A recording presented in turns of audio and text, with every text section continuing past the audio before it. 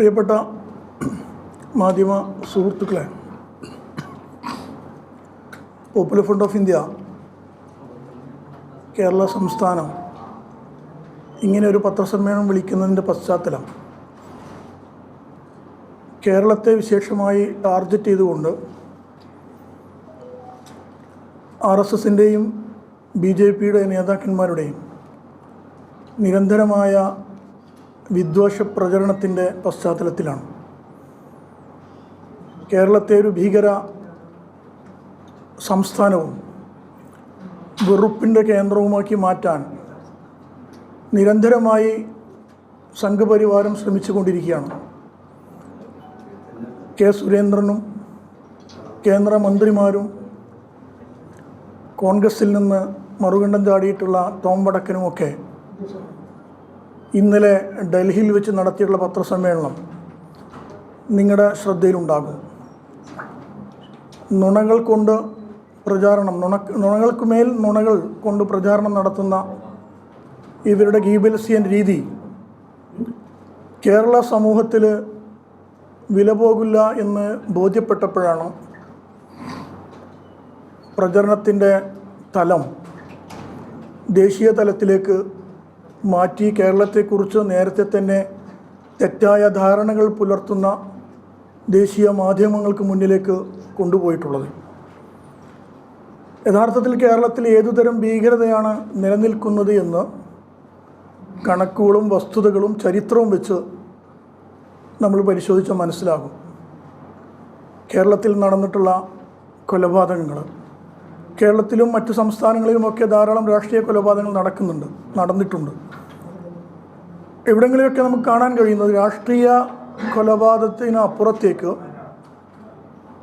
തികച്ചും വംശീയമായ വർഗീയമായ കാരണത്താൽ, മുസ്ലിമായി എന്ന ഒറ്റ കാരണത്താൽ നൂറുകണക്കിന് മുസ്ലിങ്ങളെ വിവിധ ഘട്ടങ്ങളിൽ കേരളത്തിലെ RSSൻ്റെ തുടക്കം മുതൽ നടത്തിയിട്ടുള്ള കൊലകളുണ്ട്.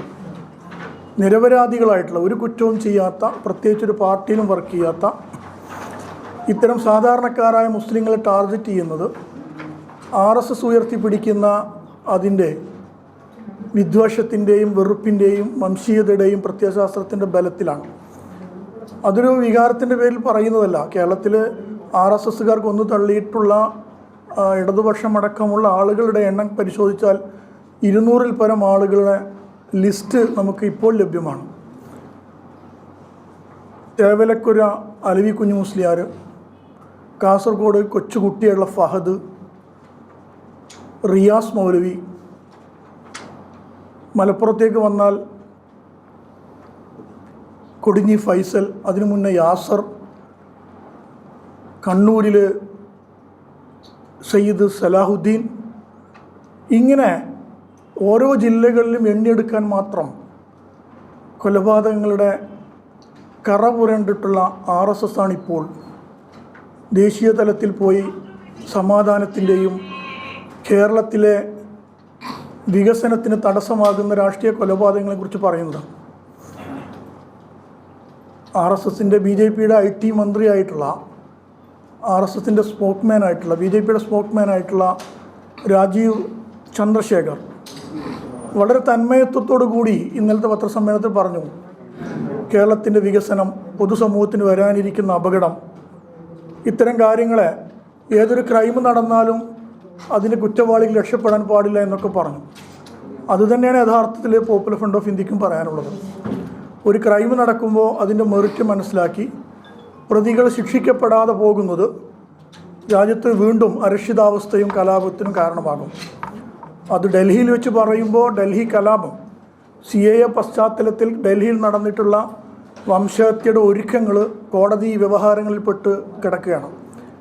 അവിടെ മുതൽ പരിശോധിച്ചാൽ ശ്രീമാൻ രാജീവ് ചന്ദ്രശേഖർ പറഞ്ഞിട്ടുള്ള ഏതൊരു ക്രൈമും കലാപം നടത്തിയിട്ടുള്ള അതിലെ കുറ്റവാളികളെ നിയമത്തിന് മുന്നിൽ കൊണ്ടുവന്നാൽ മാത്രമേ യഥാർത്ഥത്തിൽ രാജ്യത്തും കേരളത്തിലും സമാധാനം കൈവരിക്കുകയുള്ളൂ എന്നുള്ളതാണ്. ഭീകരതയുടെ തോത് സ്ഫോടനങ്ങളുടെയും ആയുധ പരിശീലനത്തിൻ്റെയും ആയുധ ശേഖരണത്തിൻ്റെയും അടിസ്ഥാനത്തിലാണ് നിർണ്ണയിക്കുന്നതെങ്കിൽ അതിലും ഒന്നാം സ്ഥാനത്ത് നിൽക്കുന്നത് കേരളത്തിൽ RSS തന്നെയാണ് ഇന്ത്യയിലും. ഇത് ഡാറ്റകൾ വെച്ച് ഇപ്പോൾ നമ്മുടെ കയ്യിൽ തന്നെ ലഭ്യമായ ഏതാണ്ട് 10-40ഓളം സ്ഫോടനങ്ങൾ അതിൽ മരിച്ചിട്ടുള്ള RSSകാർ 1993 താനൂരിൽ ശോഭയാത്രയ്ക്കെതിരെ ബോംബെറിയാൻ വേണ്ടി തിരുവനന്തപുരത്ത് നിന്ന് പരിശീലകനായിട്ട് വന്നിട്ടുള്ള ശ്രീകാന്ത് കൊല്ലപ്പെടുന്നത് അബദ്ധത്തിൽ. അന്നാണ് അവിടുത്തെ കലക്ടർ പറഞ്ഞത് മലപ്പുറം ജില്ലയെ ദൈവം രക്ഷിച്ചുവെന്ന്. അപ്പോൾ ഇത്രമാത്രം വിദ്വേഷത്തിൻ്റെയും വംശവെറിയുടെയും അടിസ്ഥാനത്തിൽ പ്രവർത്തിക്കുന്നൊരു സംഘടന ഇപ്പോൾ സമാധാനം പറയുന്നത് തികഞ്ഞ കാപട്യവും അവസരവാദവുമാണ്. ഈ ഒരു അർത്ഥത്തിൽ നാട്ടിൽ യഥാർത്ഥത്തിൽ ഇങ്ങനെ ഒരു പശ്ചാത്തലത്തിലേക്ക് BJPയുടെ നേതൃത്വം പോകുന്നത് കേരളത്തിൽ കാലങ്ങളായി നോമ്പ് നോറ്റ് കേരളത്തിലെ രാഷ്ട്രീയ പ്രക്രിയയിൽ ഇടപെടാനും അവിടെ തിരഞ്ഞെടുക്കപ്പെടാനും നടത്തിയുള്ള എല്ലാ ശ്രമങ്ങളും നഷ്ടപ്പെട്ടപ്പോൾ, അതിൻ്റെ ശ്രമങ്ങൾ പരാജയപ്പെട്ടപ്പോൾ യഥാർത്ഥത്തിൽ BJPക്കുള്ളിലും RSSനുള്ളിലും നിലവിലുള്ള നേതൃത്വത്തെക്കുറിച്ചുള്ള അസംതൃപ്തി, BJPയുടെയും RSSൻ്റെയും ശൈലിയെക്കുറിച്ചുള്ള വിമർശനങ്ങളൊക്കെ വന്നപ്പോൾ അതിൽ നിന്ന് മുഖം രക്ഷിക്കുവാൻ വീണ്ടും ഇന്ത്യയിൽ തന്നെ RSS അധികാരം പിടിച്ചിട്ടുള്ള നാൾ വഴികൾ അതേ രീതിയിൽ തന്നെ കേരളത്തിലും അപ്ലൈ ചെയ്യാനാണ് അവർ തീരുമാനിച്ചിട്ടുള്ളത്.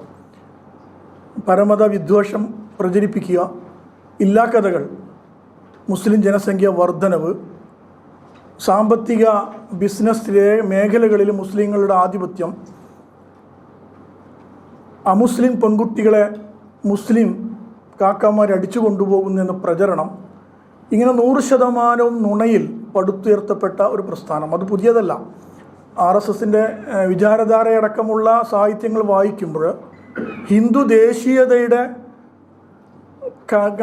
കണ്ണിലെ കരടായി, അവരുടെ വഴിയിലെ കരടായി മുസ്ലിങ്ങളും മറ്റു മൈനോറിറ്റീസും ഇന്ത്യയിൽ നിലനിൽക്കുന്നതിനെ എടുത്തു കളഞ്ഞാൽ മാത്രമേ യഥാർത്ഥത്തിൽ അവരാഗ്രഹിക്കുന്ന ഹിന്ദു രാഷ്ട്രം നിലവിൽ വരികയുള്ളൂ എന്ന് നമുക്ക് ബോധ്യമാകും. വിവിധ തലങ്ങളിൽ അതിന് നടത്തിയുള്ള പരീക്ഷണങ്ങൾ പരാജയപ്പെട്ടപ്പോഴാണ് കേരളത്തിൽ പുതിയ തലത്തിലേക്ക് പുതിയ ഹലാൽ വിവാദങ്ങൾക്ക് കൊണ്ടുവരുന്നത്. അതിനു മുമ്പേ ആണ് പാലാ ബിഷപ്പ് നടത്തിയിട്ടുള്ള വളരെ വിവാദമായിട്ടുള്ള വിദ്വേഷം പ്രചരിപ്പിക്കുന്ന പ്രസ്താവന, നാർക്കോട്ടിക് ജിഹാദ് എന്ന പ്രയോഗം. യഥാർത്ഥത്തിൽ അതിനുവേണ്ടി പിന്നീട് ടിപ്പണി ചെയ്തിട്ടുള്ളതും സൗകര്യം ഒരുക്കിയിട്ടുള്ളതും ഏറ്റെടുത്തിട്ടുള്ളതും RSSകാരാണ്. കേരളീയ പൊതുസമൂഹം ഇതൊക്കെ തള്ളിക്കളഞ്ഞതാണ്. ഇന്നലെ ഡൽഹിയിൽ വെച്ച് സുരേന്ദ്രൻ പറഞ്ഞത് ആയിരക്കണക്കിന് പോപ്പുലർ ഫ്രണ്ടുകാർ പാലാ ബിഷപ്പ് ഹൗസിലേക്ക് മാർച്ച് നടത്തിയെന്നാണ്. അത് കേരളത്തിലിരുന്ന് പറയാൻ കഴിയില്ല. ഇവിടെ ലഭ്യമായ എല്ലാ തെളിവുകളും എല്ലാ വിഷ്വൽ പ്രിൻ്റ് മീഡിയകളുടെ മുന്നിലുണ്ട്. അവിടെ ആരും ആയുധം ഉപയോഗിച്ച് ആരും ബിഷപ്പ് ഹൗസിലേക്കും മാർച്ച് നടത്തിയിട്ടില്ല. അവിടെ സ്വാഭാവികമായ ഒരു ജനാധിപത്യ സമൂഹത്തിൽ പറയാൻ പാടില്ലാത്തൊരു കാര്യം ഒരു മത മേലധ്യക്ഷൻ പറഞ്ഞപ്പോഴും നടന്നിട്ടുള്ള ജനാധിപത്യപരമായ പ്രതിഷേധ പ്രകടനങ്ങൾ ടൗൺ കേന്ദ്രീകരിച്ച് നടന്നിട്ടുണ്ട്. അതിന് ആയുധമായിട്ട് ബിഷപ്പ് ഹൗസിലേക്ക് മാർച്ച് നടത്തിയെന്നും അവരെ രക്ഷകരായി വന്നത് RSSകാരും BJPയുമാണ് എന്നുള്ള നട്ടാൽ മുളക്കാത്ത നുണകൾ പ്രചരിപ്പിക്കുന്നത് ഒന്ന് മലയാളത്തിൽ നിന്ന് അപ്പുറത്തേക്ക് മാറ്റിയപ്പോൾ പുതിയ ഇടം തേടുകയാണ് അവർ കാണുന്നത്. ഏതായാലും ഈ ഒരു പശ്ചാത്തലം അതും ഏൽക്കാതെ പോയപ്പോഴാണ് പുതിയ ഹലാൽ ഭക്ഷണ വിവാദവുമായി രംഗത്ത് വരുന്നത്. കാലങ്ങളായി ലോകത്തുടനീളം മുസ്ലിം സമൂഹം മറ്റാരെയും നിർബന്ധിക്കാതെ അവർക്കാവശ്യമായ ഭക്ഷണം എവിടെയും ലഭ്യമാക്കാനുള്ള ഒരു ഓപ്ഷൻ ലോകത്തുടനീളം ലഭ്യമാണ്. ഇന്ന് ഏത് ലോകത്ത് പോയാലും ഏത് രാജ്യത്ത് പോയാലും അത് തുപ്പലിലൂടെ ഒരു മുസ്ലിം സമൂഹത്തിലെ വളരെയൊരു ചെറിയ വിഭാഗം അവരുടെ അനുഷ്ഠാനങ്ങളുടെ ഭാഗമായി അവർ മന്ത്രം ഉരുവിട്ടുകൊണ്ട് ഊതിയതിനെയാണ് ഒരു തുപ്പലായിട്ട് പ്രഖ്യാപിക്കുന്നത്. അത് എന്നിട്ട് മുസ്ലിങ്ങൾ നടത്തുന്ന ഹോട്ടലുകളിൽ മുഴുവൻ സെർവ് ചെയ്യുന്നത് തുപ്പിയിട്ടുള്ള ഭക്ഷണമാണ് എന്ന രീതിയിൽ പ്രഖ്യാപിക്കുന്നു. നിങ്ങളെപ്പോലുള്ള മാധ്യമപ്രവർത്തകർ അത് വീണ്ടും ചോദിച്ചപ്പോൾ പിന്നീട് സുരേന്ദ്രൻ പതിവ് പോലെ ഉരുണ്ട് കളിക്കാൻ നമുക്കറിയാം. സുരേന്ദ്രൻ്റെ നാൾ വഴികൾ പരിശോധിച്ചാൽ നുണകൾക്ക് മുകളിൽ തന്നെയാണ് അദ്ദേഹം ഈ സഞ്ചാരം നടത്തിയിട്ടുള്ളത്. ഇരുമുടിക്കെട്ട് നിലത്തിട്ട് ചവിട്ടി അതിനുശേഷം നടത്തിയിട്ടുള്ള പ്രഖ്യാപനങ്ങൾ, പിന്നീട് സ്വർണ്ണക്കള്ളക്കടത്തിൽ ബന്ധം, കള്ളനോട്ടടിയിൽ ബന്ധം, ഇതൊക്കെ ഓരോന്നോരോന്നായി പൊതുസമൂഹത്തിന് മുന്നിൽ അഴിഞ്ഞു വീണപ്പോൾ പുതിയ തലത്തിലേക്ക് കാര്യങ്ങൾ കൊണ്ടുപോകാനാണ് സുരേന്ദ്രൻ ശ്രമിക്കുന്നത്. ഇതിനെ കേരളീയ പൊതുസമൂഹം ഗൗരവത്തോടു കൂടി കാണുകയും ഇതിനെ ചെറുക്കുകയും ചെയ്യേണ്ടതുണ്ട്. കേരളം ഭരിക്കുന്ന മതേതര ജനാധിപത്യ ഇടതുപക്ഷ സർക്കാർ എന്ന് അവകാശപ്പെടുന്ന സർക്കാർ കർശനമായി നടപടിയെടുക്കുകയും സമൂഹത്തിനുള്ളിൽ നടത്തുന്ന ഈ വിഭാഗീയ വിധ്വംസ പ്രചരണത്തെ ചെറുക്കുവാനുള്ള നീക്കങ്ങൾ നടത്തണമെന്നാണ് സർക്കാരിനോട് ഞങ്ങൾക്ക് ആവശ്യപ്പെടാനുള്ളത്. ഇത് പോപ്പുലർ ഫ്രണ്ട് ഓഫ് ഇന്ത്യയെ മുന്നിൽ നിർത്തി നടത്തുന്നത് ഒരു അവിചാരിതമോ ഒരു തെറ്റിദ്ധാരണയുടെ പേരിലല്ല, വളരെ കൃത്യമാണ്. 1925 മുതൽ RSS തുടങ്ങിയിട്ടുള്ള ഹിന്ദു രാജ്യത്തിലേക്കുള്ള അവരുടെ യാത്രയിൽ കഴിഞ്ഞ 10-30 വർഷമായി രാജ്യത്ത് ഉയർന്നു വന്നിട്ടുള്ള മുസ്ലിം സമൂഹത്തിൽ നിന്ന് ഉയർന്നു വന്നിട്ടുള്ള ഒരു ചെറുത്തുനിൽപ്പിൻ്റെയും ജനാധിപത്യ പോരാട്ട പ്രസ്ഥാനവുമായിട്ടുള്ള പോപ്പുലർ ഫ്രണ്ട് ഓഫ് ഇന്ത്യ തങ്ങളുടെ താല്പര്യത്തിന് വിരുദ്ധമാണ് എന്ന തിരിച്ചറിവിലാണ്, തടസ്സമാണ് എന്ന തിരിച്ചറിവിലാണ് RSS പോപ്പുലർ ഫ്രണ്ടിനെ ടാർഗറ്റ് ചെയ്യുന്നത്. യഥാർത്ഥത്തിൽ പോപ്പുലർ ഫ്രണ്ടിന് മുന്നിൽ വെച്ച് മുസ്ലിം സമൂഹത്തെ അറ്റാക്ക് ചെയ്യുന്നതിന് ന്യായം ചമക്കുകയാണ് RSSകാർ ചെയ്തിട്ടുള്ളത്. ഇത് പോപ്പുലർ ഫ്രണ്ടിനെ സംബന്ധിച്ചിടത്തോളം വളരെ കൃത്യമാണ് നിലപാട്. അത് നിലവിൽ വന്ന അന്നു മുതൽ ഈ രാജ്യത്തെയും രാജ്യത്തിൻ്റെ ഭരണഘടനയെയും ഉയർത്തിപ്പിടിച്ച് ഈ രാജ്യത്തിൻ്റെ ജനങ്ങളെ വിശ്വാസത്തിലെടുത്ത് പ്രവർത്തിക്കുന്ന ഒരു ജനാധിപത്യ സംവിധാനമാണ്. അതിനെ ഭരണഘടനയ്ക്കെതിരെയും രാജ്യത്തിനെതിരെയും രാജ്യത്തിൻ്റെ ബഹുസ്വരതയ്ക്കെതിരെയും ഇന്ത്യൻ ദേശീയതയ്ക്കെതിരെയും കൃത്യമായി നിലപാടെടുക്കുന്ന RSSനെ ചെറുക്കുക എന്നുള്ളത് അതിൻ്റെ പ്രഥമ പരിഗണനയിലുള്ളതാണ്. അതുകൊണ്ട് തന്നെയാണ് RSSൻ്റെ ഹിന്ദുത്വ രാജ്യം എന്ന താല്പര്യത്തിന് തടസ്സമായി ഒരേ ഒരു കൂട്ടരെയാണ് RSS കാണുന്നത്, അത് പോപ്പുലർ ഫ്രണ്ട് ഓഫ് ഇന്ത്യയാണ്.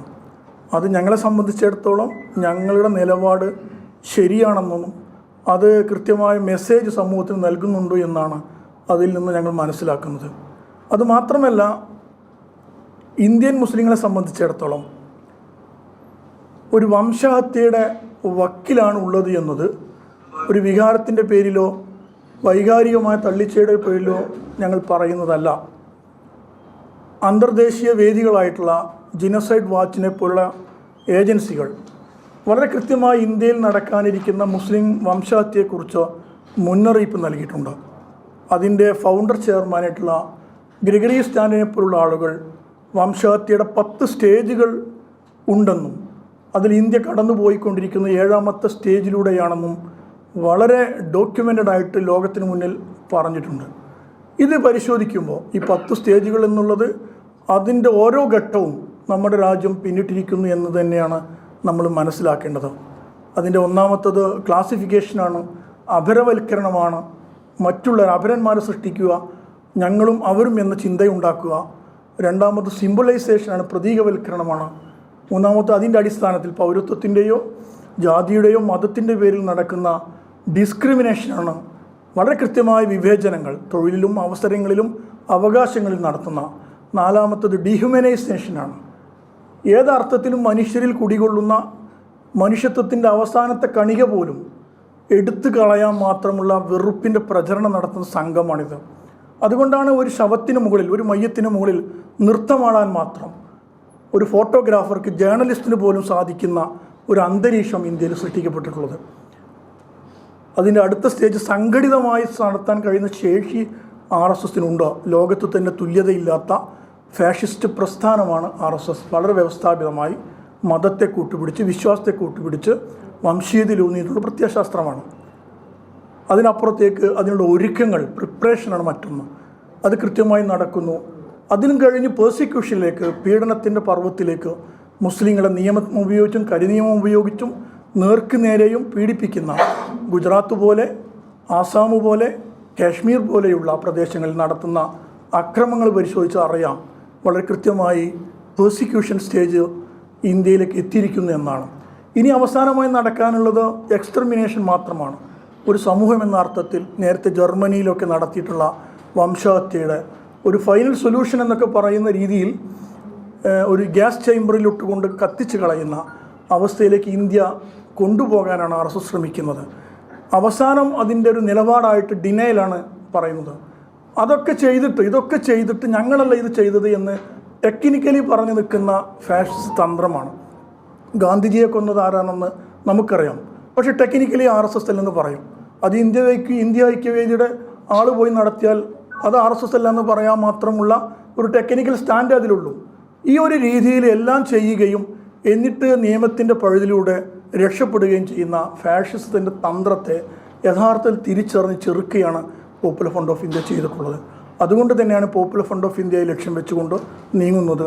ഈ ഒരു ഘട്ടത്തിൽ ഈ വംശഹത്യയിലേക്ക് കളമൊരുക്കുന്ന RSSൻ്റെയും സംഘപരിവാരത്തിൻ്റെയും സുരേന്ദ്രൻ്റെയും ശ്രമങ്ങളെ കേരളീയ പൊതുസമൂഹം ചെറുത്തു തോൽപ്പിക്കണമെന്നും അതോടൊപ്പം അവർക്കെതിരെയുള്ള നിയമ നടപടികൾ കർശനമാക്കി നടത്തുവാൻ ഭരണകൂടത്തിന് ബാധ്യതയുണ്ടെന്നാണ് പോപ്പുലർ ഫ്രണ്ട് ഓഫ് ഇന്ത്യ ഈ അവസരത്തിൽ പറയുന്നത്.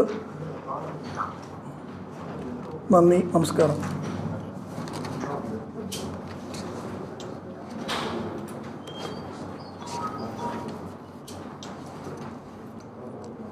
വംശഹത്യയിലേക്ക് നീങ്ങുന്നു എന്ന് പറയുമ്പോൾ കഴിഞ്ഞ സംഭവങ്ങളിൽ കൊല്ലപ്പെട്ടത് മുഴുവൻ RSSകാരാണ്. കേരളത്തിലെ ചില പാലക്കാട് കേസിൽ ഉൾപ്പെടെയാണ് സുരേന്ദ്രക്കാരൊക്കെ നടത്തിയിരിക്കുന്നത്. പാലക്കാട് ഒരു ക്രിമിനൽ ആയിട്ടുള്ള ഒരാളുടെ ആ പ്രദേശത്തുണ്ടായ ഒരു സംഘർഷമാണ്.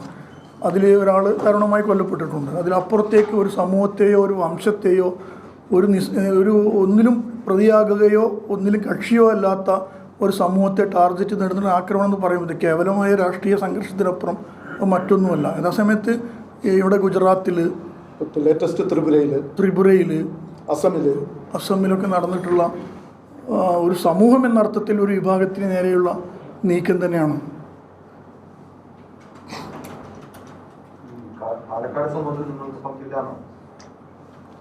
പോപ്പുലർ ഫ്രണ്ട് ഓഫ് ഇന്ത്യയിൽ പങ്കില്ലല്ലോ.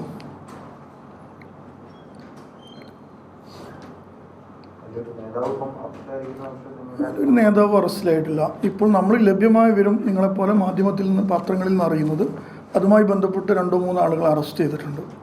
അത് അവിടെ ആരാണ് കൊല്ലപ്പെട്ട സഞ്ജിത്ത് എന്ന് നമുക്കറിയാലേ. അതാണ് 10-11 കേസിൽ പ്രതിയായിട്ടുള്ള അത്രയും ഒരു ക്രൈം ട്രാക്ക് റെക്കോർഡുള്ള, അത് പോപ്പുലർ ഫ്രണ്ടോ SDP മാത്രം ബന്ധമുള്ളതല്ല.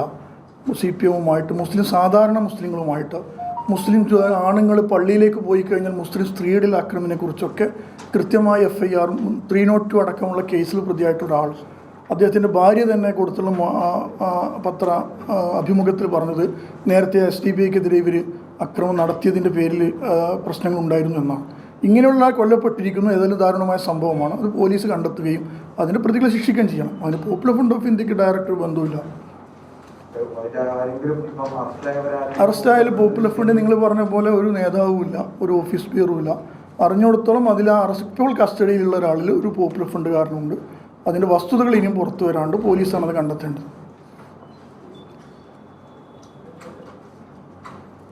ഈ ഭക്ഷണശാലകളിൽ ഈ ഹലാൽ ബോർഡ് വെക്കുന്നത് ശരിയാണ്? കാരണം കഴിക്കാൻ വിശ്വാസപ്രകാരം കഴിക്കാം, ആർക്കും വിരോധമില്ല, കഴിക്കുന്നുണ്ട്. ഈ ഭക്ഷണത്തിങ്ങനെ വച്ചിട്ട് ഒരു RSS ആഗ്രഹിക്കുന്ന വിധത്തിൽ നിങ്ങളത് വയ്ക്കില്ലേ? ഇത് ഹലാൽ ഇത് രണ്ടും ഒരു കൊമേഴ്സ്യൽ ലൈനിൽ തുമ്പി. ഇപ്പോൾ നമ്മൾ ശബരിമലയിൽ ശർക്കര ഹലാലാണെന്ന് പറഞ്ഞിട്ട് വിവാദം ഉണ്ടാക്കിയിട്ട് അവസാനം കണ്ടെത്തുന്നത് അത് ഒരു ശിവസേനക്കാരൻ്റെ നേരത്തെ മത്സരിച്ചിട്ടുള്ള ഒരാളുടെ സ്ഥാപനമെന്നാണ്. അപ്പോൾ യഥാർത്ഥത്തിൽ ഒരു കൊമേഴ്സ്യൽ ലൈനിൽ ഒരു മുസ്ലിം കസ്റ്റമേഴ്സിനെ ആകർഷിക്കുവാൻ ഇവർ നടത്തുന്ന ഒരു ലൈൻ മുസ്ലിങ്ങളും അല്ലാത്തവരുമായ ആളുകളൊക്കെ വെക്കുന്നുണ്ട്. അത് തന്നെ ഒരു 10-20 വർഷത്തിനുള്ള ട്രെൻഡാണ്. അത് ലോകത്തുടനീളം ഈ ടൂറിസം വികസിച്ചപ്പോൾ ഉണ്ടായിട്ടുള്ളൊരു ഇമ്പാക്റ്റാണ്. അങ്ങനെ വെച്ചാൽ അത് പറയാൻ കഴിയില്ലോ. അതെങ്ങനെ പറയാം? നിങ്ങൾക്കൊരു ഓപ്ഷൻ ഇവിടെ ഉണ്ട്. ഇവിടെ കള്ള് ലഭ്യമാണെന്ന് ബോർഡ് വെച്ചാൽ കള്ള് കുടിക്കേണ്ടവർക്ക് അങ്ങോട്ട് പോവാം. ഇവിടെ ഹലാൽ ഫുഡ് ഉണ്ടെന്ന് പറഞ്ഞാൽ അങ്ങനെ നിൽക്കാം. ഇത് ആരെയും നിർബന്ധിച്ച് പറയുന്നില്ല. എത്ര കൊല്ലം മുമ്പ്? ഈ അടുത്ത കാലത്തുണ്ടായ സംഗതിയല്ല ഹലാൽ. 6 വർഷം. നിങ്ങൾ ഇന്റർനാഷണൽ യാത്ര ചെയ്തിട്ടുണ്ടോ? നിങ്ങൾ ഫ്ലൈറ്റിൽ മെനു തരും, ഹലാൽ ഫുഡ് വേണോ? നിങ്ങൾ ലോകത്തുടനീളം യാത്ര ചെയ്യുമ്പോൾ നിങ്ങൾക്ക് ബോധ്യമാവും. ഇതൊരു ഓപ്ഷനാണ്. എന്താണ് അതിൽ കച്ചവടവൽക്കരിക്കുന്നുണ്ടോ മറ്റു താല്പര്യങ്ങൾ വേറെയാണ്. അത് മറ്റൊരു അഡ്രസ്സ് ചെയ്യണം, കമ്മ്യൂണിസ്റ്റ് സംഗതി അല്ല. അത് നോൺ മുസ്ലിങ്ങളായിട്ടുള്ള ആളുകൾ പോലും വെക്കുന്നത് കസ്റ്റമേഴ്സിനെ അട്രാക്റ്റ് ചെയ്യാണ്. അങ്ങനെ ചെയ്യാൻ അത് തിരിച്ചറിഞ്ഞാൽ ഹറാം കഴിക്കേണ്ടടുത്ത് ഹലാലല്ലാത്തുള്ളടത്ത് പോകാലോ. ഹലാൽ എന്നുള്ളതിന് ഒരു റൂൾ ബുക്ക് തന്നെയുണ്ട് ഇത്തരം സ്ഥാപനങ്ങൾക്കും കമ്പനികൾക്കും ഗവൺമെൻറ്റിനും ഒക്കെ തന്നെ. അപ്പോൾ ഇത് നേരത്തെ ലവ് ജിഹാദ് പോലെ, നാർക്കോട്ടിക് ജിഹാദ് പോലെ ഒരു പുതിയ ഒരു സംഗതി കണ്ടെത്തുകയും അതിന് മുകളിൽ എങ്ങനെയാണ് വെറുപ്പ് പ്രചരിപ്പിക്കാമെന്നും സമൂഹത്തിൽ അതെങ്ങനെ പ്രചരിപ്പിക്കാമെന്നും അതിൻ്റെ ഇമ്പാക്റ്റ് വന്നപ്പോഴാണ് അവസാനം സന്ദീപ് എന്നാൽ വാര്യർക്ക് വരെ കിടന്ന് ഉരുളേണ്ടി വരുന്നത്. ഇത് ബോധ്യമാണ്. ഇന്ത്യയോടുള്ളൊരു സംഘടനയാണ്. ഇന്ത്യയിൽ പല സംസ്ഥാനങ്ങളിലും അത്യാവശ്യം നല്ല രീതിയിൽ ഇവിടത്തേക്കാൾ നന്നായിട്ട് പേരുകളുള്ള സംഘടനയാണ്. അപ്പം ഇവിടുത്തെ പല സ്ഥലങ്ങളിലും ദിവസം ഒരു നേരം ഭക്ഷണം കിട്ടുക എന്ന് പറഞ്ഞാൽ തന്നെ വലിയ കാര്യമായിട്ട് കാണുന്ന ആൾക്കാരാണ്. അപ്പോൾ ഒരു 5-6 നേരം ഭക്ഷണം കഴിക്കുന്ന ആൾക്കാരുടെ ചോയ്സിന്റെ പ്രശ്നമാണ്. പോപ്പുലർ ഫണ്ടും തമ്മിലെങ്ങനെ അതൊരു നമ്മൾ വേറെ പഠന വിധേയമാക്കുകയും അതിലൊരു എഡ്യൂക്കേഷനോ അവയർനെസ്സോ ഒരു കൾച്ചറൽ ചേഞ്ച് വരുത്താൻ എന്താ ചെയ്യേണ്ടതെന്നൊക്കെ എല്ലാവരും കൂടി ചെയ്യേണ്ടതാണ്.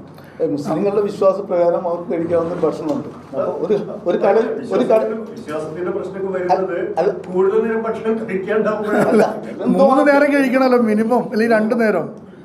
അല്ല അതൊക്കെ അപ്പൊ പിന്നെ അത് നല്ലത് സൊല്യൂഷൻ. പിന്നെ എന്താണ് ഭക്ഷണം കുറക്കാൻ പറയുക. അങ്ങനെ 1 നേരമാണെങ്കിലും ഒരു ഹലാൽ തേടി പോകാനാണ്.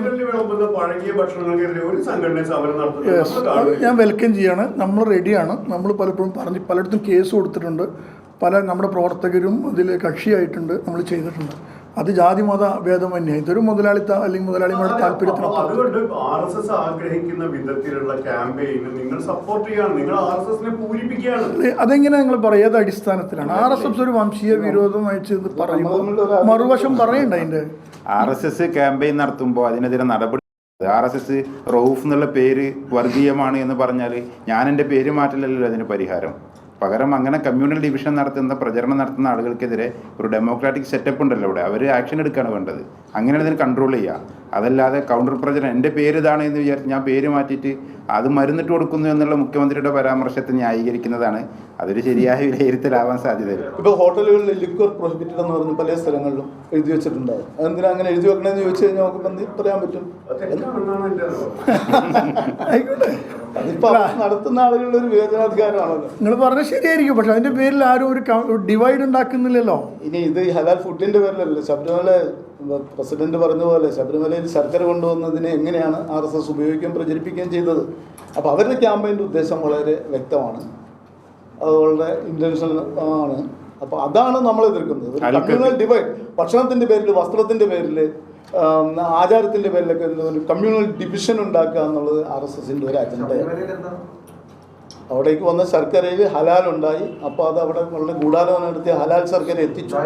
സുരേന്ദ്രൻ പത്രസമ്മേളനം നടത്തി പറഞ്ഞില്ലേ മുസ്ലിങ്ങൾ എന്ത് വെച്ചു? ശിവസേനയുടെ നേതാവ് നടത്തുന്ന വർദ്ധ കമ്പനിയുടെ ശർക്കര ഹലാൽ സ്റ്റിക്കർ ഒട്ടിച്ച് ശബരിമലയിൽ വിതരണം ചെയ്തു.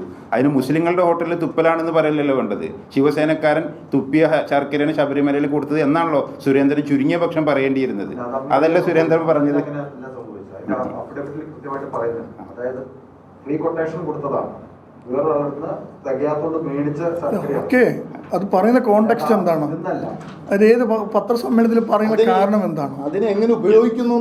ഒരാൾ സെന്റിമെന്റ്സ് അല്ലേ. ശബരിമല ഒരു വിശ്വാസിയെ സംബന്ധിച്ചിടത്തോളം വളരെ സെന്റിമെന്റ്സ് ആയിട്ടുള്ള കാര്യമാണ്. അവിടെ മാപ്പിളാർ കാക്കാന്മാർ ഹലാൽ ഭക്ഷണം കൊടുക്കുന്നുള്ള പ്രചരണം ഉണ്ടാക്കുന്ന ആരാണ്? ഉത്തരവാദിത്തപ്പെട്ട ഒരാളാണോ? ഈ സമൂഹത്തിൽ ഇത്രമാത്രം വിദ്വേഷം, അതിലൊരു മതപരമായ ഒരു താല്പര്യം സുരേന്ദ്രനിൽ നമുക്ക് ബോധ്യമാണ്. ഇരുമുടിക്കെട്ടിട്ടിട്ട് ചവിട്ടിയിട്ട് നടത്തിയിട്ടുള്ള ശബരിമല പ്രശ്നമൊക്കെ നമുക്കറിയാം.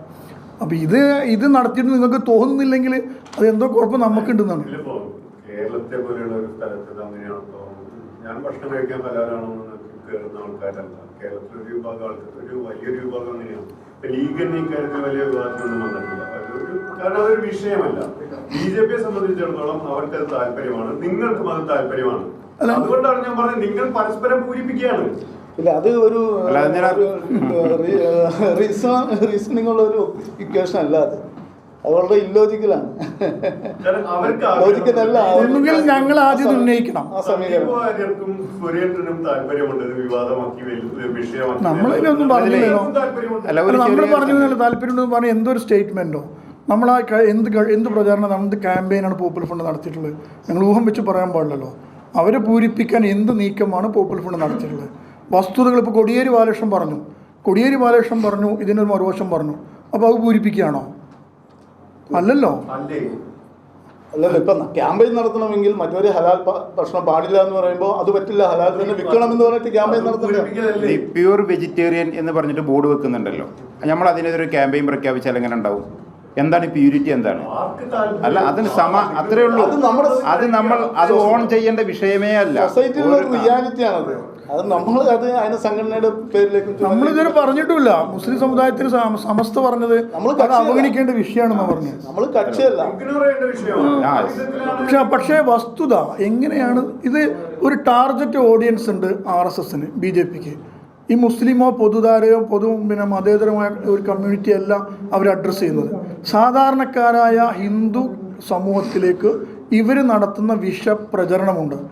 അതിൻ്റെ ഇമ്പാക്റ്റ് തിരിച്ചറിയാതെ പോയാൽ അത് അത്രമാത്രം നിഷ്കളങ്കയായ ഒരു ഹിന്ദു സ്ത്രീ വന്ന് പറയുന്നത് എന്താ? ഞാൻ സിന്ദൂരം തൊടുന്നത് എൻ്റെ മോളെ കാക്കാമാർ അടിച്ചു കൊണ്ടാവാതിരിക്കുകയാണെന്ന് ചാനലിൻ്റെ മുന്നിൽ പറയുന്നത് വളരെ കൃത്യമായൊരു പശ്ചാത്തലമുണ്ട്. അവരെ കുറ്റമായിട്ട് കാര്യമില്ല. അവർ മനസ്സിലാക്കുന്നത് ഈ നാടിൻ്റെയും ഈ സമൂഹത്തിൻ്റെയും അത്ര അപകടം പിടിച്ച വിഷപ്പാമ്പിനെ പോലുള്ളൊരു വസ്തുവാണ് ആളുകളാണ് മുസ്ലിങ്ങൾ. ഒരു തക്കം കിട്ടിയ തഞ്ചം കിട്ടിയ ഈ വെറുപ്പ് ഉൽപ്പാദിപ്പിച്ച പശ്ചാത്തലത്തിൽ ഇറങ്ങി കൈകാര്യം ചെയ്യാൻ മാത്രമുള്ള വിഷം ഇവിടെ പ്രചരിപ്പിച്ചിട്ടുണ്ട്. ഇതിൻ്റെ വളരെ ബെസ്റ്റ് എക്സാമ്പിളാണത്. ഇപ്പോൾ എനിക്ക് നേരിട്ട് അനുഭവമുള്ളത്, ഒരു വണ്ടിയിൽ പോകുമ്പോൾ ഒരു ബസ്സിൽ നിന്ന് കയറി വരുമ്പോൾ ഒരു മുസ്ലിം സ്ത്രീ പർദ്ദയിട്ട് പോകുമ്പോൾ അപ്പുറത്തുനിന്ന് കമൻറ്റ് പറയുന്ന ആളുകളുണ്ട്. ഇതേ ടെററിസ്റ്റ് എന്ന് പറയുന്നത്. സാധാരണ മുസ്ലിം സ്ത്രീ നടന്നു പോകുമ്പോൾ പറയും താടിയും തൊപ്പിയും വെച്ചോനെ. ഇതുണ്ടാക്കിയിട്ടുള്ള നേരത്തെ പറഞ്ഞ വെറുപ്പിൻ്റെ പ്രചരണത്തിൻ്റെ ഫലമാണ്. ഇത് കാണാതെ പോകുന്നത് വളരെ അപകടമാണ്. നമ്മളതിൻ്റെ ക്യാമ്പയിൻ്റെ പക്ഷമോ പൂരിപ്പിക്കാനോ പോയിട്ടില്ല, ഇതുവരെ ഒന്നും പറഞ്ഞിട്ടില്ല. പക്ഷേ ഇതിൻ്റെ വസ്തുത, ഇതിൻ്റെ അപകടത്തെക്കുറിച്ച് സമൂഹത്തിൽ മാധ്യമങ്ങളും അഡ്രസ്സ് ചെയ്യാതെ പോയാൽ ഈ വിഷം ശരിക്കും പ്രചരിക്കും. മുസ്ലിം കമ്മ്യൂണിറ്റി അഡ്രസ്സ് ചെയ്യുന്ന വളരെ ലിമിറ്റഡ് ആയിട്ടുള്ള ആളുകളിലേക്കാണ്. RSS എന്ന് പറയും. ഒരു സിഖുകാരനാണെങ്കിൽ അവർക്ക് തഡ്ക ഫുഡ് ഉണ്ടെന്ന് പറയും. ഇതിനെന്തായാലും പ്രശ്നമുള്ളത്? നിങ്ങൾ പറഞ്ഞത് ഇതിൻ്റെ താല്പര്യം ഉപയോഗിക്കുന്ന ബിസിനസ് താല്പര്യത്തെ കാണണം. പക്ഷെ അത് വെച്ച് അതാണല്ലോ പറയേണ്ടത്. സുരേന്ദ്രൻ പറയേണ്ടത് ഇതാ മതത്തിൻ്റെ പേരിൽ കച്ചവടം നടത്തുന്ന ആൾക്കാരുണ്ട്. ഇത് തിരിച്ചറിയാൻ ഒന്നുകിൽ പോയിട്ട് നമ്മൾ എന്ത് ചെയ്യണം? കൗണ്ടറിൽ ചോദിക്കണം ഇത് ഹലാലാണോ ഫുഡ്. ഇതാണ് തിരിച്ചറിയുള്ള മാർഗം. അപ്പോൾ ഒന്നുകിൽ അവിടെ ബോർഡ് വെക്കണം. രണ്ടാമതൊന്നും നടക്കും. പണ്ടൊക്കെ നിങ്ങൾ പറഞ്ഞ പോലെ പണ്ട് ഇത്രമാത്രം ടൂറിസം വന്നിട്ടില്ല, ഹോട്ടൽ ശൃംഖലകൾ ഉണ്ടായിട്ടില്ല, അപ്പോൾ ബോർഡും ഉണ്ടായിട്ടില്ല. ഇപ്പം അത് വന്നപ്പോൾ ഉണ്ടായ ഇമ്പാക്റ്റാണ്. അത് ഇതുവരെ മനസ്സിലാക്കും. ഇതുവരെ നമുക്ക് ഈ പത്രക്കാർ വളരെ കൃത്യമായി പഠിക്കണം. മുസ്ലിം സമൂഹം ഹലാൽ കൊണ്ട് ഉദ്ദേശിക്കുന്നത് അനുവദനീയം എന്നാണ് വാക്കിൻ്റെ അർത്ഥം. അനുവദനീയം എന്ന ദൈവത്തിൻ്റെ ദൃഷ്ടിയിൽ നന്മയുള്ള, അവൻ ഭക്ഷിക്കാനോ ജീവിക്കാനോ അവൻ പാലിക്കേണ്ട മര്യാദകളാണ്. ഒരു അന്യൻ്റെ പൈസ എടുത്തിട്ട് കച്ചവടം നടത്തുക, തിന്നുക ചെയ്താൽ ഹറാമാണ്, ഹലാലല്ല, നിഷിദ്ധമാണ്. ഖുർആൻ ഭക്ഷണ കാര്യത്തിലാണ് ഈ 4 കാര്യങ്ങൾ ഖുർആൻ പറഞ്ഞിരിക്കുന്നു. 1 ശവം തിന്നാൻ പാടില്ല, 1 രക്തം തിന്നാൻ പാടില്ല, 1 ദൈവേതര ശക്തികൾക്ക് മുന്നിൽ സമർപ്പിച്ചിട്ടുള്ള ബലി അർപ്പിച്ചുള്ള കാര്യം തിന്നാൻ പാടില്ല. ഇങ്ങനെ ഓരോ മതവ്യത്യാസത്തിൻ്റെ ഭാഗമാണ് ഇത്. അതാ മതവിശ്വാസം പാലിക്കുന്ന ആൾക്ക് പാലിക്കേണ്ടത്. ഹലാൽ എന്നത് അറവിനാണ് ഉദ്ദേശിക്കുന്നതെങ്കിൽ ബ്ലഡ് ഫ്ലോ ചെയ്ത് ബ്ലഡ് മുഴുവൻ ഊർന്നു പോയിട്ട് ഭക്ഷിക്കണം എന്നത് അറുത്ത് തന്നെ തിന്നണം ജീവികളെ എന്നാണ് ഖുർആന്റെ കൽപ്പന.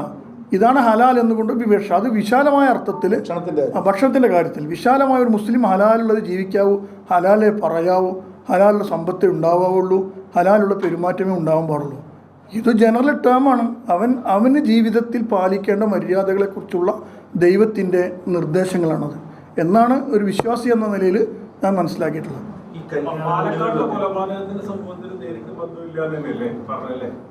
എന്താ സംശയമുള്ള? ഞാൻ പറഞ്ഞല്ലോ, ഒരാൾ പോപ്പുലർ ഫണ്ടുകാരനുണ്ട്, അതിന് വസ്തുത ഇനിയും പുറത്തു വരണം. കസ്റ്റഡിയിലാണ് ഉള്ളത്. എന്താണ് അയാളെ ക്രൈം, അയാളെ ഇൻവോൾവ്മെന്റ് എന്താണ്, അതറിയണം. ലോക്കൽ പത്രങ്ങളിലൊക്കെ കണ്ടത് ഈ BJP പ്രവർത്തകരുടെ വധശ്രമ കേസുമായി ബന്ധപ്പെട്ട് അറസ്റ്റിലായ അൻസാർ ഈ പോപ്പുലർ ഫ്രണ്ടിന്റെ ഒരു ആയോധന പരിശീലകൻ എന്നുള്ള രീതിയിലൊക്കെ ആ വാർത്തകളോട് ഞാൻ പറഞ്ഞല്ലോ, പോപ്പുലർ ഫ്രണ്ടിൻ്റെ ഒരു നേതാവോ അറിയപ്പെടുന്ന ആളൊന്നും അല്ല. നമ്മൾ അറിഞ്ഞത് പത്രത്തിൽ വന്നപ്പോൾ അന്വേഷിച്ചപ്പോൾ ആ പ്രദേശത്ത് പോപ്പുലർ ഫ്രണ്ട് പ്രവർത്തകനാണ് അയാൾ ചെയ്ത ക്രൈം എന്താണ് എന്നൊക്കെ വ്യക്തമായി വരേണ്ടതുണ്ട്. പോലീസ് അറസ്റ്റ് ചെയ്തു ചാർജ് ചെയ്തുകൊണ്ട് മാത്രമാവില്ല, വരട്ടെ, ശിക്ഷിക്കപ്പെടട്ടെ, അതിൽ വേറൊന്നും നമുക്ക് നിലപാടില്ല. രാഷ്ട്രീയ വൈരാഗ്യമാണ് കാരണമെന്ന് FIR പറയുന്നത്. അത് FIR ഇട്ട അവരുടെ വസ്തുത എന്താ പോലീസല്ലേ പറയണ്ടേ? 11 കേസിലേ അത് 2 കേസ് മാത്രമാണ് SDPI പോപ്പുലർ ഫ്രണ്ട് റിലേറ്റഡ് ആയിട്ടുള്ളൂ. ബാക്കി 9 കേസും മറ്റു കക്ഷികളുമായിട്ടാണ്. നിങ്ങൾ നേരത്തെ ഗാന്ധിവാദത്തിന്റെ കാര്യത്തെ ടെക്നിക്കലി റിലേറ്റ് ചെയ്യാൻ പറ്റില്ല, RSSനെ ടെക്നിക്കലി റിലേറ്റ് ചെയ്യാൻ പറ്റില്ല എന്ന് പറഞ്ഞ പോലെ തന്നെ ഞാനിത് തള്ളി പറഞ്ഞിട്ടില്ലല്ലോ. തള്ളി പറഞ്ഞിട്ടില്ലല്ലോ. ഞാൻ പറഞ്ഞത് ഈ ക്രൈമിനെ നമ്മൾ തള്ളിക്കളയുന്നു. നമ്മളെ പ്രവർത്തകനായതുകൊണ്ട് നമ്മൾ അയാളെ പ്രവർത്തനമല്ലാന്ന് പറയുന്നില്ല. അയാളെ ഇൻവോൾവ്മെൻ്റ് എന്താണ് എന്ന് പരിശോധിക്കട്ടെ, അത് പോലീസ് കണ്ടെത്തട്ടെ, അതിനെന്താണ് ചാർജ് ഷീറ്റ് ഫ്രെയിം ചെയ്യട്ടെ. നമുക്കൊരു തടസ്സമില്ല, നമ്മളെ തടക്കാനോ ഒന്നും പോകുന്നില്ല. അതിനൊരു പശ്ചാത്തലമാണ് നേരത്തെ പറഞ്ഞത്. അവിടെ നടക്കാൻ സാധ്യതയുള്ള ഒരു ക്രൈം നടക്കുമ്പോൾ അതിന് പശ്ചാത്തലം ഉണ്ടാകും. RSS നടത്തുന്ന ക്രൈമും ഇതുമല്ല. ഈ പൊളിറ്റിക്കൽ കാഷ്വാലിറ്റീസ് ഉണ്ടാകുന്ന സംഘടനകളൊക്കെ ഉണ്ടാകുന്നതിന് പല കാരണങ്ങളുണ്ടാകും. അതിനപ്പുറത്തേക്ക് ഒരു മുസ്ലിം എന്ന ഒറ്റ കാരണത്താൽ RSS വകവരുത്തിയിട്ടുള്ള ആയിരക്കണക്കിന് ആളുകളുടെ ജീവൻ ഇന്ത്യയിൽ ഒരു കുറ്റവും ചെയ്യാത്ത യാസിർ എന്ത് ചെയ്തു, 6 വയസ്സെ ഫാദ് എന്ത് ചെയ്തു, ആ ക്രൈമിൽ നടത്തിയിട്ടുള്ള ആളെന്താ പറഞ്ഞത്, ശശികലയുടെ പ്രസംഗമാണ് എന്നെ കൊണ്ട് ചെയ്യിപ്പിച്ചെന്ന് പറഞ്ഞത്. അപ്പോൾ ഇത്രമാത്രം വിദ്വേഷം ജനിപ്പിക്കുകയാണ്. ഏതെങ്കിലും ഒരു മുസ്ലിം നേതാവ് അങ്ങനെ ചെയ്തിട്ട് ഏതെങ്കിലും ആളുണ്ടോ? ഒരു പൊളിറ്റിക്കൽ സംഘർഷം ഉണ്ടാവും, ചിലപ്പോൾ RSSും പോപ്പുലർ ഫ്രണ്ടൊക്കെ സംഘർഷത്തിലുണ്ടാവും. അതിനപ്പുറത്തേക്ക് ഏതെങ്കിലും ഒരു ഹിന്ദുവിനെ ഇങ്ങനെ കൊല്ലാനോ ഒന്നും നമ്മൾ പോയിട്ടില്ലല്ലോ, പോപ്പുലർ ഫ്രണ്ട് പോയിട്ടില്ലല്ലോ. പോപ്പുലർ ഫ്രണ്ടിനെ വിമർശിക്കുന്ന വരുന്നൊരു പ്രധാന കാരണം നിങ്ങൾ ഒരു അക്രമി സംഘമാണ് എന്നുള്ളതാണ്. അതുമായി ബന്ധപ്പെട്ട് നിങ്ങൾക്ക് ക്രിമിനൽ പശ്ചാത്തലം ഒരു സംഘടനയാണ്. മാഷ്ട കൈവെട്ടിയ കേസ്, അഭിമന്യുവിനെ കൊന്ന കേസ്, ഇത് ഓരോന്നായിട്ട് പറയുന്നു. നിങ്ങളെ റിലേറ്റ് ചെയ്യുന്നുണ്ട്. നിങ്ങൾ അതിന് ഇല്ല എന്ന് നിങ്ങൾ എത്ര പറഞ്ഞാലും ഇതാ ഇവരും ഞങ്ങളെ പോലെ അല്ലെങ്കിൽ ഇതിനേക്കാൾ രൂക്ഷമായ വിധത്തിൽ വിമർശിക്കപ്പെടേണ്ട ഒരു അക്രമിക്കൂട്ടമാണ് എന്ന വിധത്തിൽ നിങ്ങളെ റിലേറ്റ് ചെയ്യുന്നത് നിങ്ങൾ മനസ്സിലാക്കുന്നുണ്ട്. അത് ഞങ്ങൾ റിലേറ്റ് ചെയ്യുന്നത് മനസ്സിലാക്കുന്നുണ്ട്. അത് ആ പറഞ്ഞ രണ്ടും ഞങ്ങളെപ്പോലെ എന്ന് അവർ പറയുകയാണെങ്കിൽ കമ്പാരിസൺ നടക്കണം. അല്ല, ഈ 10 കൊല്ലമായിട്ടും നമ്മൾ 10ലേറെ കൊല്ലമായിട്ടും ഒരു മാഷ്ട കൈവിട്ടാണ് പറഞ്ഞുകൊണ്ടിരിക്കുന്നത്. വണ്ണാൻതുള്ളി അതിന് മുന്നേ ശേഷമോ പിന്നെ ഉണ്ടായിട്ടത്. അതെ, അതിന് മുമ്പുണ്ടായിട്ടുള്ള കൈവിട്ടിനെ കുറിച്ച് അങ്ങനെയല്ലല്ലോ. അങ്ങനത്തെ ഒരു പീരുത്വം നടന്ന സമൂഹമാണോ കേരളീയം? നമ്മൾ കേരളത്തിലെ മനുഷ്യന്റെ നട്ടലിനെ കുറിച്ച് നമ്മൾ സംശയിക്കും. ഞങ്ങൾക്കുള്ളൊരു കോംപ്ലിമെന്റ് ആയിരിക്കും. ഏതായാലും പോപ്പുലർ ഫ്രണ്ട് പറയാനുള്ളത് കൈവിട്ട് അതിന് മുന്നേ ശേഷം ഉണ്ടായിട്ടില്ല. അത് നമ്മുടെ നയമോ പോളിസിയോ അല്ല അന്ന് വ്യക്തമാക്കിയ ഒരു പ്രാദേശികമായ സംഭവമാണ്. അതിനപ്പുറത്തേക്ക് അതിനൊരു മുറിക്ക് നമ്മൾ കാണും. പക്ഷെ നിരന്തരം പറയുന്നതിൻ്റെ പിന്നിൽ ഒരു ടാർഗറ്റഡ് അജണ്ട ഉണ്ട്. അത് പിന്നെ RSSനുണ്ട്, പോപ്പുലർ ഫ്രണ്ടിനെ ആശയപരമായി എതിർക്കുന്ന മറ്റ് പാർട്ടികൾക്കൊണ്ട് നിരന്തരം പറയുക, ഒരു സ്റ്റിഗ്മ ഒട്ടിക്കുക.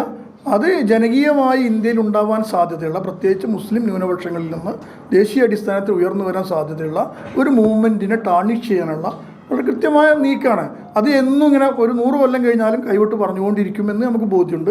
അതിന് മറികടക്കാനുള്ള ആത്മവിശ്വാസവും അതിന് മറികടക്കാൻ നന്മയും നമ്മുടെ പോപ്പുലർ ഫ്രണ്ടിൽ ഉണ്ടെന്നാണ് നമ്മൾ വിശ്വസിക്കുന്നത്.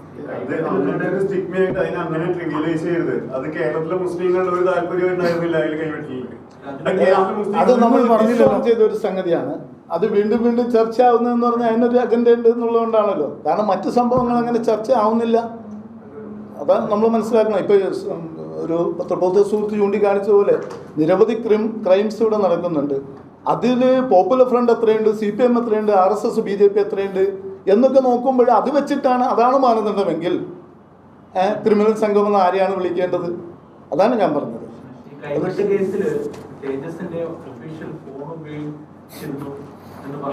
പോലീസ് കണ്ടെത്തിയിട്ടുണ്ടല്ലോ, അതിൽ നമുക്ക് ബന്ധമുണ്ടെന്നുള്ളതല്ലേ വ്യക്തം. അവിടെ ലോക്കലി ഉണ്ടായ ഒരു പ്രൊവോക്കേഷൻ മാത്രമല്ല. ഏതാണ് കൈവെട്ട് സംഘത്തിൽ തേജസിന്റെ ഫോൺ ഉപയോഗിച്ചു, തേജസിന്റെ ഫോൺ ഉപയോഗിച്ചു, കൈവെട്ടാൻ ഉപയോഗിച്ചു, മെസ്സേജോ ഉപയോഗിച്ചിരുന്നു ആ കേസിൽ. എന്താണ് പോലീസ് അവസാനം അതിന്റെ കൺക്ലൂഷൻ എന്താണ്? അല്ലേ, അത് കോടതി തീർപ്പാക്കിയ ഒരു കേസാണ്. കോടതി തീർപ്പാക്കിയ കേസിൽ എവിടെയും ജഡ്ജിമെന്റ് നിങ്ങൾ കണ്ടോന്ന് എനിക്കറിയില്ല, ജഡ്ജിമെന്റിൽ എവിടെയും ഒരു സംഘടിത സ്വഭാവമോ ഏതെങ്കിലും ഒരു സംഘടനക്കോ ഇതിൽ പങ്കുള്ളതായിട്ട് തെളിയിക്കപ്പെട്ടിട്ടില്ല എന്ന് വളരെ കൃത്യമായി ഏതെങ്കിലും ഒരു ഓർഗനൈസേഷനോ ഒരു ഇൻസ്റ്റിറ്റ്യൂഷനോ അതിൽ പങ്കെടുത്തതായിട്ട്, ഇപ്പോൾ നിങ്ങൾ പറഞ്ഞ തേജസ്സോ അല്ലെങ്കിൽ പോപ്പുലർ ഫ്രണ്ട് ഉൾപ്പെടെയുള്ള ഏതെങ്കിലും സംവിധാനങ്ങൾ അതിൻ്റെ ഭാഗമാണ് എന്ന് ജഡ്ജിമെന്റിലില്ല. വളരെ ക്ലിയർ ആയിട്ടത് അതന്നെ, അത് വളരെ ക്ലിയർ ആയിട്ടുണ്ട്. കോടതിയുടെ ജഡ്ജിമെന്റ് വന്നൊരു സാധനത്തിൽ പിന്നെ നമ്മളൊരു എക്സ്ട്രാ ജുഡീഷ്യൽ ഇത് നടത്തേണ്ട ആവശ്യമില്ല. അന്വേഷണം നടത്തുമ്പോൾ ഒരു വലിയ ബ്രോഡ് സ്പെക്ട്രത്തിൽ നടത്തുക, അതുമായി ഫോൺ കോൾ റെക്കോർഡ് ചെയ്ത് ട്രേസ് ചെയ്യും, ബാക്കിയൊക്കെ ചെയ്യും.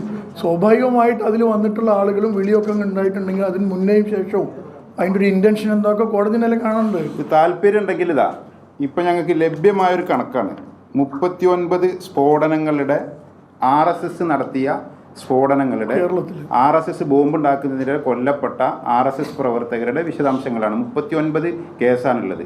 ഈ യാഥാർത്ഥ്യങ്ങൾ ഇവിടെ നിലനിൽക്കുമ്പോഴാണ് നമ്മൾ ഏതോ ഇല്ലാത്ത ഭീകരതയെക്കുറിച്ചിട്ട് വലിയ തോതിലുള്ള പ്രചരണം നടത്തുന്നത്, സ്റ്റോറികൾ ഉണ്ടാക്കുന്നത്, പത്രസമ്മേളനങ്ങൾ RSSകാർ നടത്തുന്നത്. ഇതൊരു യാഥാർത്ഥ്യമാണ്. RSSകാർ കൊലപ്പെടുത്തിയ ആളുകളുടെ രാഷ്ട്രീയവും മതപരവുമായ ആളുകളുടെ കണക്കും വിശദാംശങ്ങളുമാണ് ഇതുള്ളത്. അവരുടെ ഫോട്ടോ സഹിതമുള്ള വിശദാംശങ്ങളുണ്ട്. 200-ലധികം പേരെ കൊലപ്പെടുത്തിയതിൻ്റെ വിശദാംശങ്ങൾ ഇപ്പോൾ നമുക്ക് ലഭ്യമാണ്. ഇത് മാധ്യമപ്രവർത്തകർക്കും തരാൻ പ്രശ്നമില്ല. അപ്പോൾ ഇത് ചർച്ചയ്ക്ക് വിധേയമാക്കാതെ ഇല്ലാത്ത ഒരു മുസ്ലിം ഭീകരതയെക്കുറിച്ചിട്ട് നമ്മളിങ്ങനെ പർവ്വതീകരിച്ച് ചിത്രീകരിച്ച് ഉണ്ടാക്കുന്ന കഥകൾ ഉണ്ടാക്കുന്നു. ഇതിൻ്റെ ആത്യന്തികമായി സംഭവിക്കുന്നത് ഇതിൻ്റെ കമ്മ്യൂണൽ ഡിവിഷൻ മാത്രമാണ് ഇതിൻ്റെ ആത്യന്തികമായ ലക്ഷ്യം. ആ ലക്ഷ്യത്തിൽ അറിയാതെ നിഷ്പക്ഷരായ പലരും വീണു പോകുന്നു എന്നുള്ളതൊരു ദുഃഖകരമായ യാഥാർത്ഥ്യം കൂടെ ഉണ്ട്. പോപ്പുലർ ഫ്രണ്ട് എന്ന് പറയുന്നത് കമ്മ്യൂണൽ ഡിവിഷന്റെ കാര്യമൊന്നുമില്ല. പോപ്പുലർ ഫ്രണ്ട് മുസ്ലിം പോപ്പുലേഷനിൽ എത്ര പെർസെന്റേജ് ഉണ്ടാവും? ഒരു ചെറിയ സംഘടന മാത്രമാണ്. പക്ഷേ ഇവരുടെ ഒരു ക്യാമ്പയിനും അവരുടെ പ്രവർത്തനങ്ങളും പോപ്പുലർ ഫ്രണ്ടിനെ മാത്രം ഫോക്കസ് ചെയ്തിട്ടല്ലല്ലോ. അത് മിനിഞ്ഞാനത്തെ സുരേന്ദ്രൻ്റെ പത്രസമ്മേളനം മാത്രം നോക്കിയാൽ പോപ്പുലർ ഫ്രണ്ട് എന്നുള്ള വാക്ക് ഒരു പ്രാവശ്യത്തെ ഉപയോഗിച്ചിട്ടുള്ളൂ. ബാക്കി മുഴുവൻ പറയുന്നത് മുസ്ലിം കമ്മ്യൂണിറ്റി നടത്തുന്ന ആചാരങ്ങളോ അനുഷ്ഠാനങ്ങളോ ഒക്കെ ആയിട്ടുള്ള ആളുകളുമായി ബന്ധപ്പെട്ടാണ്. ഹലാല്, താടി, പർദ്ദ, ഇതൊന്നും പോപ്പുലർ ഫണ്ടിൻ്റെയാണോ? മുഖ്യധാര മുസ്ലിം കമ്മ്യൂണിറ്റി നിങ്ങൾ ആക്സെപ്റ്റ് ചെയ്യുന്നില്ല. അത് മറ്റൊരു കാര്യമാണ്. അതൊരു ഇന്റേണൽ പൊളിറ്റിക്സ് ആയിട്ട് കൂട്ടിയാൽ സംഘടനയുടെ ഒരു വിഭാഗത്തിന്റെ അക്സെപ്റ്റൻസിനനുസരിച്ചല്ലോ ഒരു സാമൂഹിക അല്ല. ഇപ്പൊ BJP അക്സെപ്റ്റൻസ് ഉണ്ടോ, അല്ലെങ്കിൽ CPM അക്സെപ്റ്റൻസ് ഉണ്ടോ? ഇനി അക്സെപ്റ്റൻസ് ഉണ്ടായിരുന്നിടത്ത് നഷ്ടപ്പെട്ടില്ല. അതൊക്കെ വേറെ സോഷ്യോ പൊളിറ്റിക്കൽ ഇഷ്യൂസ് ആണ്. മറ്റുള്ളവരുടെ സമ്മതിപത്രത്തിന്റെ അടിസ്ഥാനത്തിലുള്ള ഒരു ഐഡിയോളജിയുടെ അടിസ്ഥാനത്തിൽ അല്ലെങ്കിൽ ഒരു സാമൂഹിക രാഷ്ട്രീയ വീക്ഷണത്തിന്റെ അടിസ്ഥാനത്തിൽ സംഘടന പ്രവർത്തിക്കുന്നു. അതിന്റെ തെറ്റും ശരിയും അത് വേറെ കാലവും ചരിത്രവും ഒക്കെ തീരുമാനിക്കേണ്ട ഒരു കാര്യമാണ്. അല്ല അക്സെപ്റ്റൻസ് ഉണ്ടോ ഇല്ല എന്നുള്ളത് വെച്ചിട്ടല്ല ശരി തെറ്റുകൾ നിർണ്ണയിക്കുന്നു.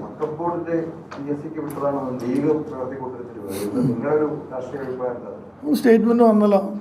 ഇത് വളരെ ദുരുദ്ദേശപൂർവ്വം കേരള സർക്കാർ നടത്തിയിട്ടുള്ള നീക്കമാണ്.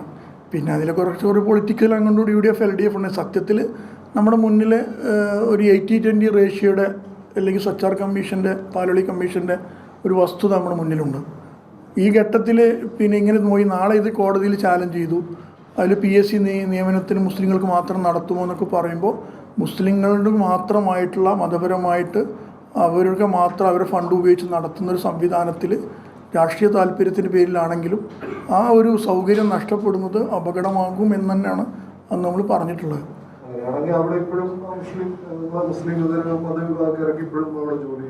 അതിനെന്താ അതിൻ്റെ ക്ലോസിലുള്ളതാണ് ഇത്തരം ആളുകളെ കുടുംബശ്രീ റിലേറ്റഡ് ആയിട്ടുള്ള ആളുകളിൽ നിന്ന് നിയമിക്കണം. അത് ജാതി മതം പരിഗണിക്കേണ്ട എന്നുള്ളത് നിലവിലുള്ള വഖഫ് ആക്ടിൽ പ്രൊവിഷൻ ഉണ്ട്. അതിൻ്റെ അടിസ്ഥാനത്തിലാണ് നിയമനം നടന്നിട്ടുള്ളത്. അതും PSCക്ക് വിട്ടും തമ്മിൽ ബന്ധമില്ല. ജനറലി PSCക്ക് വിടുന്ന തന്നെയാണ് പോപ്പുലർ ഫ്രണ്ട് ഓഫ് ഇന്ത്യയുടെ നിലപാട് പൊതു വിഷയങ്ങളിൽ. പക്ഷേ ഇവിടെ ഉണ്ടായ ഈ നിയമ ഒരു ഭാഗത്തും നമ്മുടെ രാഷ്ട്രീയ സമ്മർദ്ദവും സർക്കാരും എടുക്കുന്ന നടപടി, ഇപ്പോൾ 80-20 റേഷ്യോയിൽ കോടതിയിൽ നിയമത്തെക്കാൾ ഉപരി കേരള സ്റ്റേറ്റ് എടുത്തിട്ടുള്ള നിലപാടും പിന്നീടൊക്കെ കഴിഞ്ഞിട്ടൊക്കെ നടപ്പിലാക്കിയിട്ടാണ് സുപ്രീം കോടതി പോണത്.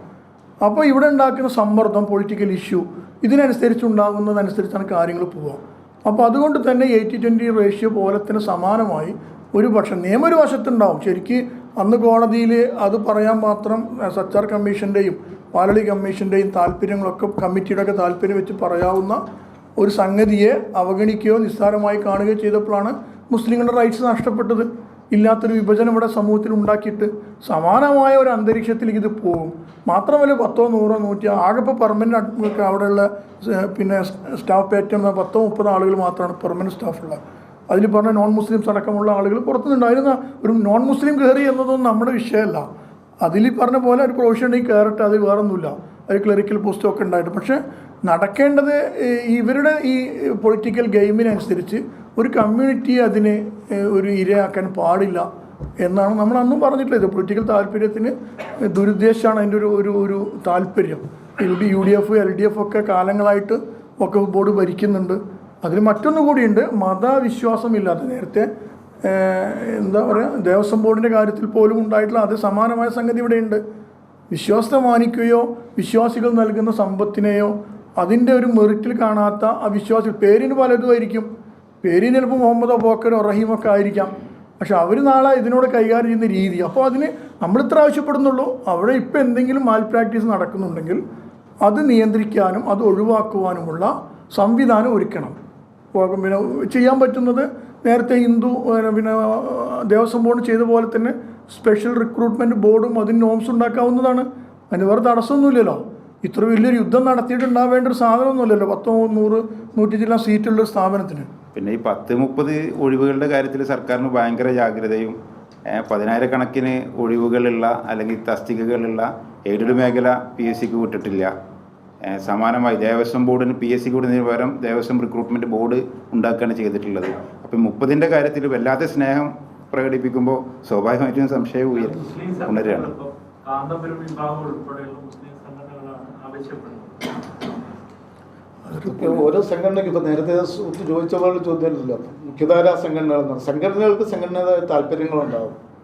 അതിപ്പോൾ നമുക്ക് പറയും പോലെ ആശങ്കപ്പെടുന്നില്ല വിശ്വാസികൾ അല്ലാത്തവര്. അതിപ്പോൾ നമ്മളെന്താ പറയാ, അവരാണ് അവർ അവരുടെ നിലപാട് പറയുന്നു. ഏത് വിഭാഗവും അവർക്ക് ഓരോ വിഷയങ്ങളിൽ ഓരോ വ്യത്യസ്ത നിലപാടുകൾ ഉണ്ടാവും. Quite natural. എല്ലാവർക്കും അറിയുന്നില്ല, നേരത്തെ മുതലേ കാന്തപുരം നിൽക്കുന്നത് പ്രോ LDF ആയിട്ടാണ്. അതാ അവരുടെ ഒരു സ്റ്റാൻഡാണ്. നമ്മളതിൽ വളരെ വസ്തുത പറഞ്ഞു, അതിലപ്പുറത്തേക്ക് ഒരു ക്യാമ്പയിനുമായിട്ട് നമ്മളൊന്നും ഇറങ്ങിയിട്ടില്ല. അതിൻ്റെ ഒരു വസ്തുത പറഞ്ഞു, ഇതാണ് നടക്കേണ്ടത്, ലീഗൽ സ്കോപ്പ് എന്താണെന്നുള്ളത് പഠിക്കുന്നുണ്ട്.